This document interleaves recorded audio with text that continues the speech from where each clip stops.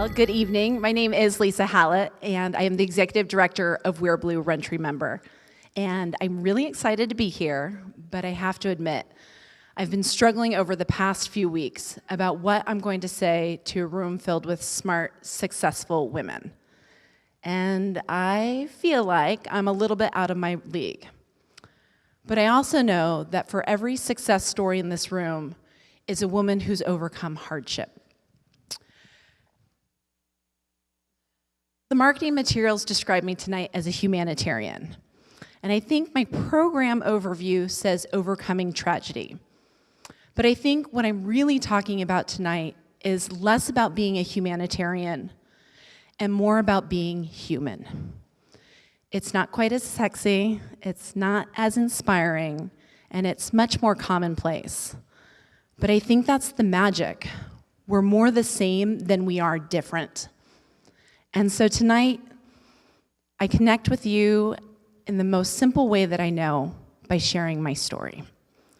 And I share my story so that we can connect in our shared humanity, so that we can find strength in our shared experiences. And this is my favorite part. I subject you to pictures of my family. But my story starts with me marrying the most handsome West Point grad, John Hallett. He was this goofy, red-headed water polo player who ate his french fries way too fast. But he was smart and kind and all the good parts of our marriage. And I've known him since I was 5 years old, which means he did survive my awkward, mulleted years. But we had everything. We laughed, traveled, hiked, ran, organized, and we're blessed with 3 healthy, happy, beautiful children. I know. And Jackson, Bryce, and Heidi. And that picture it's spot on. Heidi is every ounce of trouble as that picture suggests. But John was an inspired leader with a tireless work ethic. He cared passionately for both his soldiers and his family. In November of 2008, John took command of an infantry striker company. And the following summer, July 2009, John deployed with his brigade to southern Afghanistan. And like all good Army stories, 3 weeks after John left, our daughter Heidi was born. 3 weeks after Heidi was born, I headed to the first military family meeting of the deployment. John had been begging me for months to get more involved, and I was finally going to one of those meetings. The boys were with a babysitter, and I remember I felt so good about myself that night. It was the first time I'd gotten out of the house after having the baby. I wasn't wearing maternity clothes. And I marched right up to the front of the classroom, and I spread out all my papers, and I put the baby down when I felt a tap on the shoulder. And it was Frankie, our rear detachment commander. I turned around, and I was pretty flip. I said, "Hey, Frankie, what's going on?" Frankie was less flip. "Lisa, you need to come with me, and you should bring your papers." So I grabbed the papers, and I picked up the baby, and we had to walk across this big grass field. And I remember asking Frankie, almost demanding, "Tell me John's okay. Tell me John's okay." But Frankie's face was impassive. He took me to the battalion classroom where 2 gentlemen in green suits were waiting for me. And the man on the left had a white piece of paper, a script. "Secretary of Defense regrets to inform you that your husband, Captain John L. Hallett, is believed to have perished in the fires." And I stopped listening. I had a 3-year-old, a 1-year-old, and a baby who my husband had never met. They had to be wrong. But they weren't wrong. John had been killed on August 25th, 2009, on his way home from a Goodwill mission. They had just delivered medicine to a village with a cholera outbreak. It became a deployment that claimed 41 lives. I was so broken. I turned to the coping mechanism that I'd leaned on throughout John's military career: running. It was a tangible accomplishment in this world now that felt wildly out of control. And as I was running from the pain that life had offered my family, I found that I was running to strength, hope, and confidence for the future. And thankfully, my steps weren't alone. A fellow military spouse and avid runner, Erin O'Connor, began to join me on those long runs. And together we formed the nonprofit Wear Blue, Run to Remember, a running community that honors the service and sacrifice of the American military. We began weekly runs throughout the remainder of the deployment. For the military spouses on home soil, we were looking for a way to support, connect, remember, to do something when we felt so helpless. But when the unit came home, we realized that they too needed a place to heal, remember, reconnect with their families. Wear Blue became that safe space. And now, every week, thousands of runners around the world run in blue. We have 50 running communities, 6 official programs, 12 national races, and over 25,000 runners. In the past,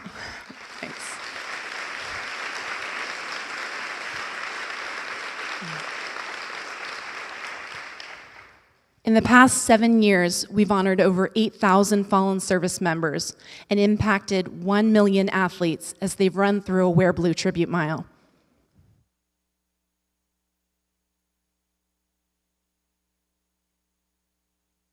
Saturday runs are the crux of who we are and what we do. Each week we gather, we circle, we bow our heads, and then we call out the names of the brave men and women who've given their lives in service for our country. And then we run. We run to heal, to grieve, to cope, to find strength, to give strength, and to celebrate. We run for the fallen, for the fighting, and for the families. But why running? Trust me, my brother-in-law has been pushing for Eat to Remember for years. But there's a method to our madness. The legacy of death is life. In the face of service members who have given their all, we are called upon to live with our all. And nowhere is this more present than in the strides of a long run.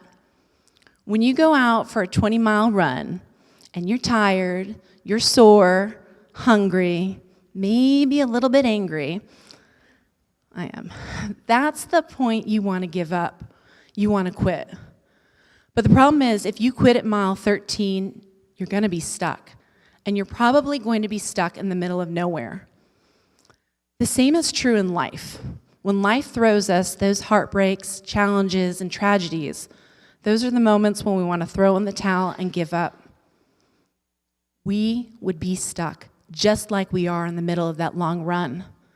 We have to choose to persevere. We have to let those challenges, those heartbreaks, and those tragedies become the catalyst for dynamic growth and movement forward. The vast majority of our American military do not ask for anything special, just that their service and sacrifice not be forgotten, that it mattered. Less than 1% of our country is currently serving. Less than 7% have ever served.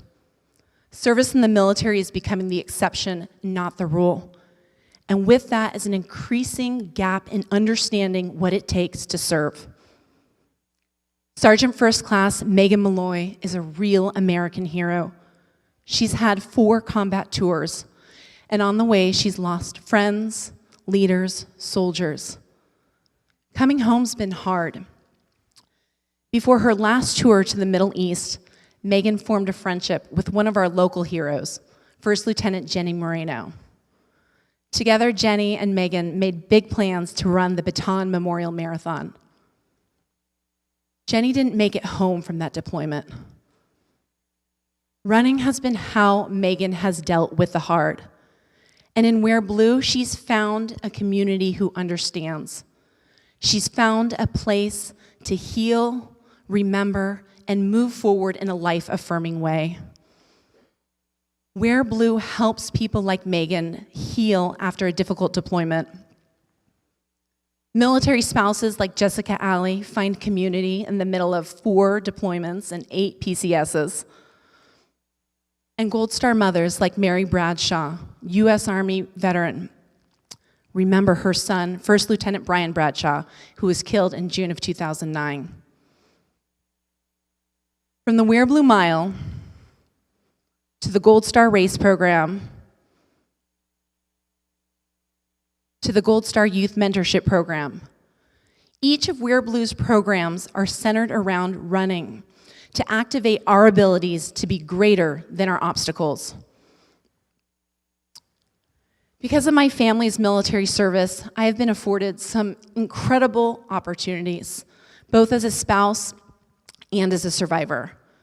From each week running with incredible Wear Blue athletes, to competing in the Ironman World Championships, to sharing an audience with Ambassador Mohib of Afghanistan, to honoring our fallen at Arlington National Cemetery with the President of the United States. But it's not lost on me that these experiences would not have been a part of my path if John had lived. And each day, I must make the choice, I must battle to let John's life and his death to inspire but not define me. Grief is nothing like we see in the movies.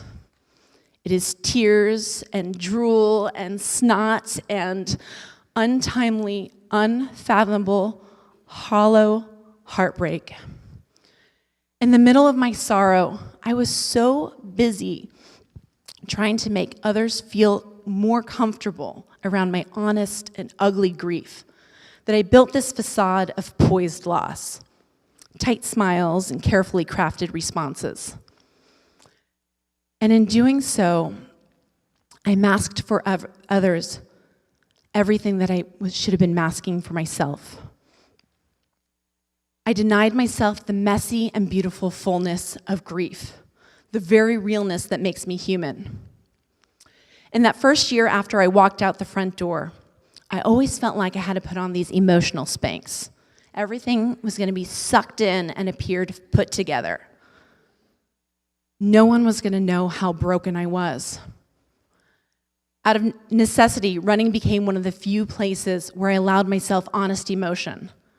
And somewhere around mile 5, 6, 7 of a long run, I was far enough and raw enough to cry, feel, and release. And through these runs, I was able to slowly unlayer the facades and protections that I had built around myself. Until after enough of those miles, I was able to throw those damn Spanx in the trash. It's scary to be vulnerable, but it's even more exhausting to pretend to keep it together. And now people know my house is a mess. They see the unpaid bills on my fridge, the speeding ticket on my dining room table, and sometimes the snot when I cry. But I am rewarded for this realness with true friendships, raw emotion, complex understanding, and character.